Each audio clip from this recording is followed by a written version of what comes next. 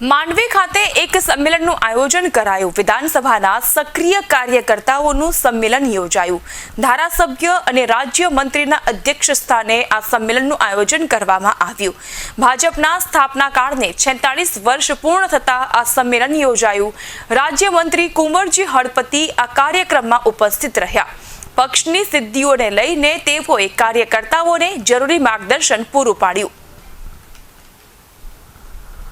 તમામ લોકો એ કોઈ સક્રિય સભ્યમાંથી પાર્ટીનો હોદ્દેદાર બનશે, ક્યાં તો તાલુકા પંચાયતમાં હશે, ક્યાં તો જિલ્લા પંચાયતમાં હશે। આપણે ચિંતા કરવાની જરૂર નથી। આપણી સામેનો પક્ષ હવે એટલો સક્રિય નથી, મજબૂત પણ નથી, પણ એને કમજોર સમજવો નહીં।